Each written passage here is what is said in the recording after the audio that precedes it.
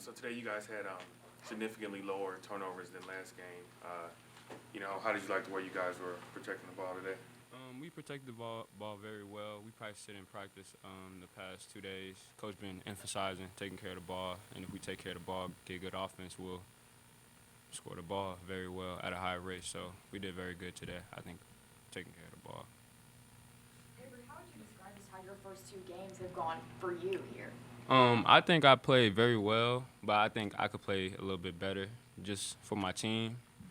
But I think I played very well coming in and knowing my role. That second half start there, your 3 straight baskets. How do you feel like you've improved the most in the postgame offensively? I feel like I got a little bit stronger, and I'm able to hold my position for a little bit longer now, opposed to last year. I used to get pushed off the block like every game. You mentioned knowing your role. What is that role? I'm the energy guy. Do everything. Play on the defensive side of the ball, offensive side of the ball, whatever they need me to do to get the dub, that's what I am. Take me through your play where you got the block, you had a turnover, Oh, yes, and then on the other end, you had the block. Can you just kind of take me through that through your eyes? It's just the effort in me. When Coach says if you make a turnover, just hustle your back and get the stop. So that's what I just did, and the effort in me, just knowing if I make a turnover, I just got to hustle back in, make a play for my team. Yor, what did you think of Avery's block? I thought it was spectacular. I see him do it a lot in practice too, so I knew that like when he was chasing them down, that he was gonna go get it. Trying to get like Yor. I know you like to joke a little, saying you're a combo guard instead of forward. Is Boynton going to hear that during practice this week? Get you out more in the mid-range, even the three-point range? Nah, it was all a joke. Yeah, I'm a center. I'm gonna stay on the block and occasionally pop out and shoot a 15-footer. Did you hear the chants from the student section for your name? Yeah, I heard them before the game, and then like I heard them during the game too. So that's mad love. Like I said, I love the student section. So. How big is that to get 42 points in the paint as a team? I think it's really big. It was one of our goals to score. I think was it 40 points? Yeah, I think. 40, or 20, something like that. 20, 30 points in the paint. So we smashed the goal. So Yeah, we did a real good job at pushing the ball, Ice and Lindo getting the ball up the floor, and Yor running the floor to get the ball inside. So we did very good on that. Avery, you mentioned you're the energy guy. When you and Ice are on the floor together, how much energy is there? Oh, it's a bunch because we both put pressure on the ball. He's a bigger guard, so he could affect the smaller guards, and I'm a quick guard, so I could just affect them and trying to hurry their offense up. So it's just a effortless backcourt between me and Ice. How have you grown or changed going up against Ice in practice? I changed a lot. I feel like going up against bigger guards like Ice, it just helped me with maintaining my balance and trying to attack the goal. So I appreciate Ice for that. This is the second straight game where Boynton has kind of went through the bench lineup pretty quick. How important is that for you guys to kind of just be on the court with the various different players throughout the game? It's really important because like you never know who is gonna be in the game with anybody, because anything could happen. Like somebody could be in foul trouble, and you can have different lineups in at any time. So it's great that he's being like rotating guys and putting in different lineups to show different looks. And we do it in practice too. He puts us on different teams so we could get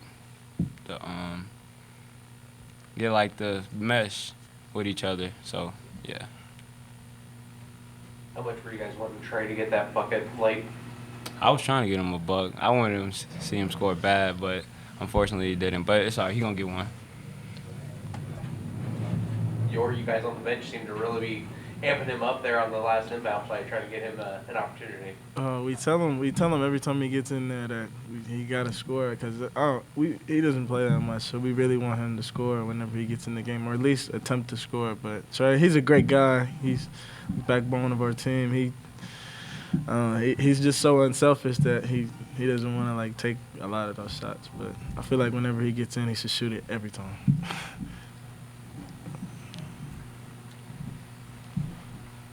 That's good. Thanks, everybody. Appreciate it. Until last game, Yor had 8 blocks. Today, he's leading all scores with 13. How big is that to have like a multi-dimensional player on your team? That's huge. Obviously, yours developed an identity as a big defensive force, a defensive presence. But he's not going to block 8 shots every game. Let's not get ourselves. But his presence still impacts the way guys try to attack us. And you could tell that guys are going in there kind of looking for him. And I still think he did a good job being aggressive. So I thought he played well. But he's going to have games like that. He was still a big factor on the defensive end. Has he improved offensively? A lot. He's got a lot more confidence. He feels stronger in the post, but he's also been able to step out both games to make a 15, 17-foot jump shot. So we'll continue to work. That's part of our job as coaches, is to try to maximize what his ability is. That spurt at the beginning of the second half, kind of what you're looking for him when you think of how much he's improved? Yeah, I mean, it's something that for us it's just about developing some consistency. We don't want to have to think about whether it's coming in spurts. We want to know what we're getting every single time we're out there. But that's still work in progress for all of our guys. But when you see a young guy like Anderson commit that turnover and not give up on the play and get that block, how important is that for a young guy to not get in his head after committing a turnover? I'm really, really proud of Avery. He obviously came in with some hype as a flashy, athletic, scoring type guard. That's not necessarily what our team needs from him yet. We need him to be a scrappy defender, somebody that takes pride in helping others get shots. But I still want him to be aggressive and try to find his identity within our team. But the thing I'm proud of him for is that he's totally bought into not having to get 20, right? And understanding that he's going to play a different kind of role on this team, particularly than he played in high school. But he's still going to find ways to impact us having success. And that plays a big indicator of, man, I made the mistake. I can't get down on myself. I'm just going to hustle and try to make up for it. The play of the game was with 3 seconds to go on defense, he dives out of bounds to try to get a loose ball. That shows me that he's completely bought in to trying to do whatever it takes to help our team. Yor said that he's seen Avery block shots like he did all the time in practice. Is that the kind of plays that you're expecting from him now? I don't know about expecting from him. I know he's capable of making them, but I don't know if I want to be counting on our 6-foot point guard blocking shots for us as a defensive scheme. I want him pestering the ball full court, but knowing that, sometimes in the heat of the moment, competitively, he can go make a play like that, which, pretty impressive. You also had Oh, go ahead. you also had Ice out there blocking the shot and then making the dunk too. What did you think of just both point guards showcasing their versatility today? Yeah, I think Isis was on a steal. I have to go back and look, but yeah, they're both they're really good defensively. We kind of talked about it the other day. They bring so much different dynamics to our defensive schemes because they, first of all, take a lot of pride in it. They want to be known as defensive stoppers, and then they compete really hard, and they have different body types, so they affect it differently. But it's going to give us definitely a different dimension that we've not had before in the past. Two bigs on the team last year. You're a much different looking team this year. I know Kansas City's not the best team you're going to face all year, but you guys had 42 points in the paint. How huge is that moving forward? It's huge, and it's even more important because that was what we talked about doing. Wanted to know if we could, given the opportunity, dominate a game inside. And I thought it was indicative that we only shot 10 threes, right? Thomas only shot 1. There was probably some opportunities out there for him to take them. But our guys understood the game plan and executed it. We dominated the glass, we dominated in the paint, and that's what we want to do. And we'll be happy to move on from here and try to figure out how to get the next one done. You cleaned up the turnovers too. How did you emphasize that the last couple days? Again, just showing them where I think we chart every game in different areas. We had 21 turnovers last game, and I think 15 or 16 of them were unforced, meaning they were just careless ball handling plays or travel or stepping out of bounds. And if you eliminate the ones that the other team's not forcing you to have, you're going to be a much more efficient offensive team. We want to be in the 12 and under range. Being at 9 today was perfect because, again, you're not going to play a perfect game, but you want to limit the opportunities you're giving the other team to play without your defense set as well. And so I was really pleased with how we adjusted from the last game. You almost expect a squad that has a lot of young freshmen like this to kind of have ups and downs with that. Yeah, I mean that'll be something that will evolve. There's still some plays where we're taking a chance and hoping it works out. Avery's turnover there, midway through the second half. Wasn't really a play to make in transition. He tried to create one where you just got to sometimes make the safe, more conservative play. But that's to be expected. They got to learn. They have to see it on film because they're not trying to make those mistakes. They're trying to do the right thing. They just don't know how yet. Overall, did you see the growth you wanted to see from Wednesday to tonight? Absolutely. In a major way, I thought the other day we didn't play with a maturity that was necessary for our team to improve. And that's all we talked about the last 2 days was we're not worried about the opponent. And honestly, this is the case when we play anybody. Our first focus is how we play, not the scoreboard, not the opponent, but what are we doing? Are we better while we're playing? Are we better now that the game is over than we were when we started? And I can say unequivocally yes today.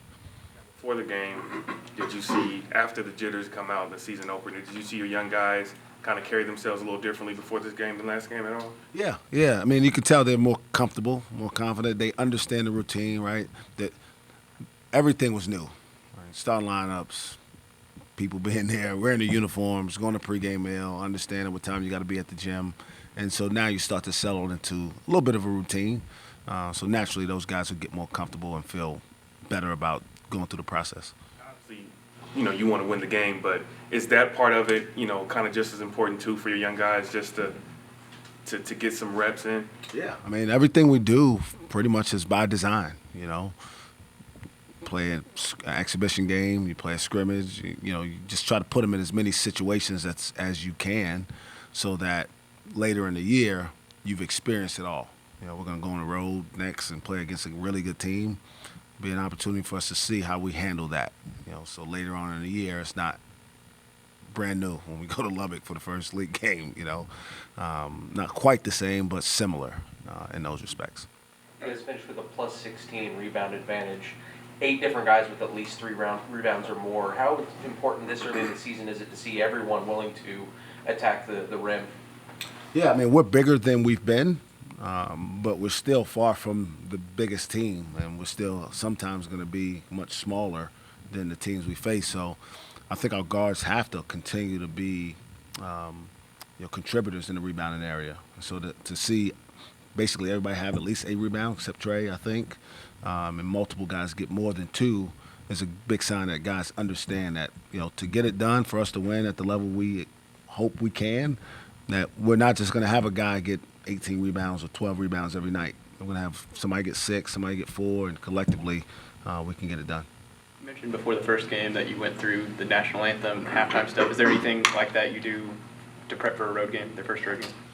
That's a different dynamic because you don't know exactly what the environment's going to be like, right? But we'll try to tell them as much as we can before. But be honest, they got to go experience it, and we'll see. But I like to do our scrimmage. We went to Tulsa for our scrimmage, kind of take them on the road, put them in a hotel, those type of things. But the game itself, it'll have a whole different feel. You have the status update on the day? Say it again? You have an update on the day? Hitty, I don't yet. I think, at least from what I understand now, it's maybe a sprain, but I don't want to speak out of turn. Wait till we hear back from the doctors and trainers. We think long-term he's going to be fine. I'm not sure exactly when that means he'll be able to practice again. But initially, obviously, the scare was probably the biggest thing. And so we'll see on Monday. Hopefully we'll have an update on it. How do you handle signing day on the road? It's a big day, and you're not going to necessarily be here to watch letters come in or whatever. How do you handle that? I just won't be here. I'll watch them come in. Man, it's this thing called the internet now. I mean, half my job is done away from the office anyhow. So, that's really changed it, to be honest. 15 years ago, you still had the fax machine and all that stuff going. That's pretty obsolete now. So, it won't be much different. Obviously, won't be here to do a presser or anything like that, but we'll take care of that when we get back.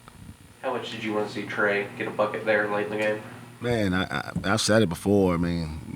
There's nobody who I believe is going to have more success in their life on our team. Now, there are going to be some really successful guys on our team. Some of them are going to go play for basketball for a lot of money. But that kid's a rock star in life, and I want to see him enjoy this last year of playing basketball as much as he can. So we tried to call a few plays for him. He doesn't move, all that great, so it's hard sometimes to get him open. But he helped contribute to D. Mitchell getting the basket. You know, D tried to set a screen for him. Two guys ran with Trey. I guess he must have been on the scouting board for him. Two guys ran with Trey outside and let D go shoot a layup. So kudos to UMKC. They were really, really thorough. Can you talk a little bit how unfortunate it is for a freshman to go down so early in the season like Hitty? I mean, I don't want to overstate it because I don't know the severity of it. I'm sure it's a scare, though, especially if he hasn't ever had any kind of injury before, which I don't think he has. But, you know, we'll see what the results show, and we'll deal with it once we know more. You know, I don't want to speak like, you know, it's the end of the world because I don't know that, you know. He's down this year for the first 2 games. What was it like for you getting to meet him? It was awesome. I hadn't met him. You know, obviously, through the process, visited with him via phone or, you know, the messaging apps or whatever you have. But the first thing I thought was when I saw him walk through the door was, do you have another son? Because, I mean, he's 4 inches taller than Hitty, and so that's pretty impressive. But it seems like a great, great man. Obviously, he's raised a tremendous kid, and I'm glad he was able to come watch him a couple games. Jonathan seemed a little more aggressive on the offensive end. Is that something that you talked to him about, or did it just kind of present itself? Yeah, you know, I told Jonathan, man, you know, this is it. You know, there's no need to sit around and try to figure out when you can become a part of the rotation. You know, you wait too long, it's gonna be over. You grad transfer. You know, you got 1 year to do this, so you know, don't hold back. And I think he kind of took that approach. He was really aggressive driving the ball. He finally made a 3, which was good for him. And, you know, just confidence will continue to build from there. Cam, last game, struggled shooting it. Today, hit 5 of his first 6 shots. What did you like how the way he bounced back from, you know, a tough shooting night? Yeah, I just don't think he settled as much. You know, he still took 4 threes, but I think they were all really good shots. You know, he started the game just trying to get to the paint and play physically. The way he's most capable of is getting in there, playing off 2 feet, getting himself to the free throw line. And he took the right kind of threes. He took threes in transition where they were open, or threes from plays that we called where we knew the shot was coming. But I was really pleased with the way he bounced back. But I thought, again, I didn't think he played poorly the other day. He didn't rebound as well as I would have liked. But to score 10 points without making a shot is pretty impressive. Whenever you see him land on the same fan twice in a row, does that get a little exciting for you? Just to know that he's continuing to hustle. He's a senior now. I'm just glad that there are fans there. I mean, there's been some games we haven't seen people over there, so I like our crowd again today. I don't know what the numbers are. I can't tell if it was as big as it was the other day. Maybe some people left for the weekend, but I thought our crowd was great, and I'm glad that the fan is safe and that Cam had a good time with it. I'm a little upset that you guys don't have concern for the SID on a road trip during signing day. Yeah, just asking the coach. Huh? How does that change for you then, Steven? This works over. Would you like to pass it up here? Yours is just starting, right? Thanks, y'all. Thanks, guys.